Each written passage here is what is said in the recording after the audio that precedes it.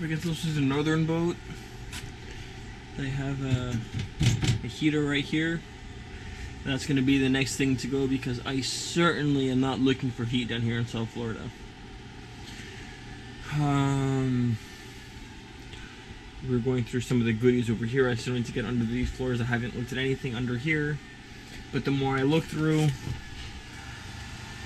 I came across this sump pump over here. Over here in this little hatch, we have all new lines. I have 4 lines in there. Over here I have my DC panel. And so a lot of things are working, but at the same time a lot of things are not. So just trying to figure that out.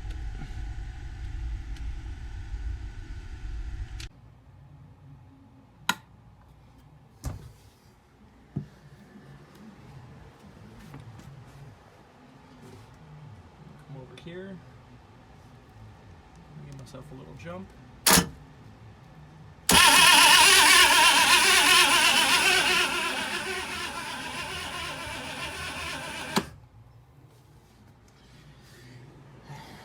And for some reason, the starter just goes and keeps running. Going back. The heater's out. We were able to turn the port motor, but the problem is our brand new starter is having problems with the Bendix. Our brand new starter over here, but as soon as we activate it, it stays stuck on. So we're gonna have to take it back, see what's going on, and try this again to see if we can get this this motor running. Okay, this video is not gonna be quite as fluid as the other ones. I don't have my gimbal with me; the battery was dead. So, but there's always something. I'm not able to finish these videos. So we've made some changes since last time. Here I just have a little portable AC unit, that way I'm not going to get too hot over here. This was a temporary bimini that I put up, but that's just going to get off the boat. And so, haven't been here in a little bit, so we've had other things to deal with. Yeah? Shit. This is YouTube, guys.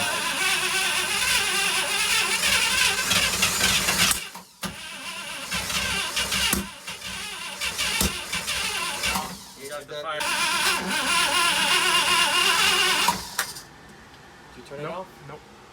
It did it on its own. Saw that? Oh, look. I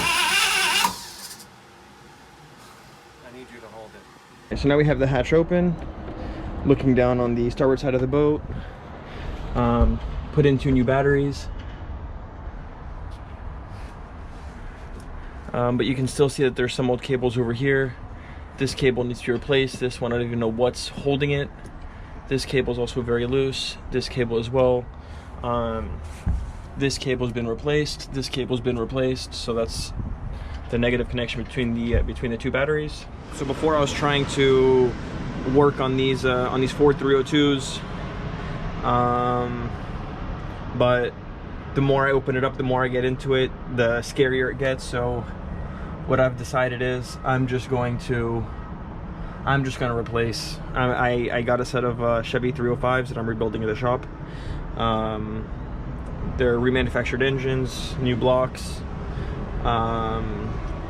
new risers, new exhaust manifolds, freshwater cooling kit. Those I'll show you later on. Also came with new transmissions. On the inside, cleaned up some of the mess that was in there. Opened up that DC distribution over there under the seat, or next to the seat I should say. And just slowly cleaning up some of the mess, but as I'm cleaning up, I'm also accumulating more stuff that's going to go into the boat. And I have 2 rolls of battery cable over there, 1 gauge that I'm going to use, as well as the the heat shrink over there on the bench. So that's what I'm going to use to replace all the battery cables, including the cables going to, so both engine cables, engines going to the batteries going to the house, and everything along those lines is being replaced. But just wanted to also show here, I have the bench in place. Now just going to, I mean, this is just put into place just to get some of the boat together. Going to the front, we have the bow rail all put together.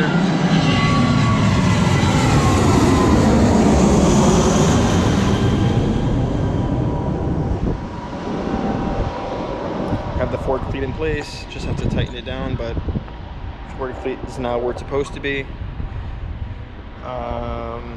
For you purists out there, you'll see that it has the flathead screws. It's not staying that way. I really don't like flatheads, and I'm not keeping it that way, but I just wanted to have things in place. So the bow rail is in place.